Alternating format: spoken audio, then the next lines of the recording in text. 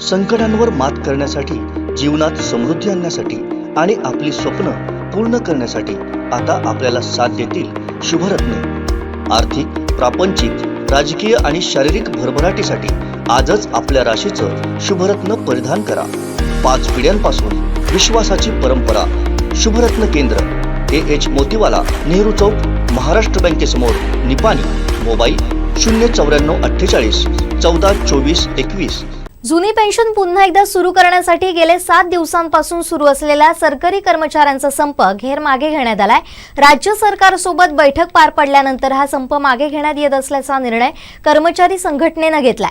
सरकारने 3 महिन्यांमध्ये हा प्रश्न तोडगा काढण्याचं आश्वासन दिलंय असंही कर्मचारी संघटनांनी म्हटलंय। त्यानंतर सिंधुदुर्गातली परिस्थिती काय आहे, हे कर्मचारी मंगळवारपासून कामावर हजर होणार आहेत का, याचा आढावा घेतलाय कणकवली करस्पॉन्डंट उमेश बुचडे यांनी। पाहूया।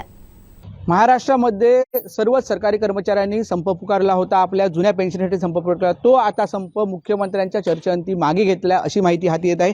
सिंधुदुर्गात देखील मोठ्या संख्येने सर्वच कर्मचारी होते ते या संपामध्ये सहभागी झाले होते। आपल्यासोबत या संघटनेचे जे महत्त्वाचे योगदान देणारे आहे सूर्यकांत वारंग साहेब आपले। साहेब, आज हा संप मागे घेतला आहे, मुख्यमंत्र्यांची चर्चा झाली आहे, काय नेमकी आश्वासन दिले मुख्यमंत्री? प्रथमतः आम्ही 14 मार्चपासून जो संप या ठिकाणी केला, पूर्ण जिल्हाभरातल्या आणि राज्यभरातल्या सर्व संपकरी आमच्या कर्मचारी अधिकाऱ्यांनी अत्यंत 100% संप यशस्वी केल्याबद्दल मी प्रथमतः त्यांचे आभार मानतो।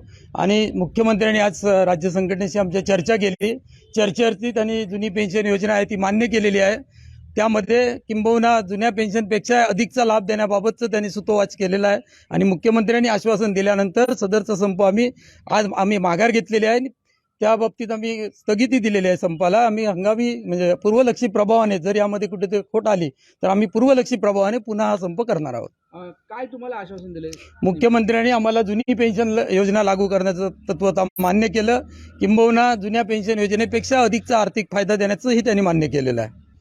आता हा संप मिटतो आहे का? उद्यापासून सर्व कर्मचारी कामावर रुजू होतील? राज्य संघटनेच्या आदेशानुसार सगळे कर्मचारी संपावर गेलेले होते, त्यामुळे राज्य संघटनेच्या आदेशानुसार राज्य संघटनेने तसं आवाहन केलं, त्यामुळे उद्यापासून सगळी कार्यालये सुरू होतील, सगळे कर्मचारी अधिकारी कामावर हजर होणार आहेत। जर सरकारने याच्यात कुठलीही कटुता किंवा संपाबद्दल काही नाराजी व्यक्त केली, संप बद्दल काही अजून चर्चा नाही केली तर आपलं काय भूमिका असेल पुढे? शासनाने मुख्यमंत्र्यांनी ज्या अर्थी मान्य केलंय त्यामुळे सरकारने ते मान्य केल्यासारखं आहे, त्यामुळे सरकारला हे द्यावंच लागणार आहे। सरकारने या 7 दिवसातल्या आम्ही एकंदर जी संपाची परिस्थिती होती ती शासनाला त्याची पूर्ण जाणीव झालेली आहे, त्यामुळे आम्हाला खात्री आहे की मुख्यमंत्र्यांनी आश्वासन दिल्यानंतर हा प्रश्न मार्गी लागणार आहे।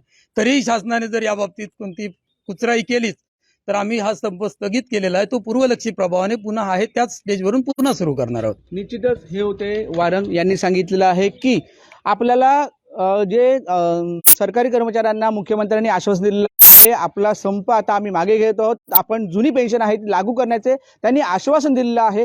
पण जर आश्वासनामध्ये कुठलीही कुचराई झाली तर आपण संप पुन्हा चालू करू असं त्यांनी सांगितलं आहे। एकंदरीत सिंधुदुर्ग जिल्ह्यामधील सर्व जे कर्मचारी होते, मग ते तलाठी असतील, ग्रामसेवक असतील, पोलीस असतील, आरोग्य असतील, कृषी विभाग असेल किंवा सर्वच पंचायत समिती, तहसील विभाग, नगरपंचायत असेल किंवा अन्य ज्या सरकारी कर्मचाऱ्यांच्या या संपामध्ये सहभागी होते, आणि त्यामुळे बहुसंख्य सिंधुदुर्ग जिल्ह्यातील जी शासकीय कार्यालये होती ती ठप्प झाली होती। आणि आज हा संप एकंदरीत आज स्थगित झाल्यामुळे उद्यापासून ही कार्यालये सुरू होतील असं देखील या वारंग यांनी सांगितलेलं आहे। त्यामुळे कुठे ना कुठेतरी एक सर्वसामान्यांना दिलासा म्हणावा लागेल। संप संदर्भात सकारात्मक चर्चा करून मुख्यमंत्र्यांनी एक सर्वसामान्य जनतेला न्याय दिलावा असंच म्हणावं लागेल। उमेश बुचडे, कोकण लाईव्ह, कणकवली।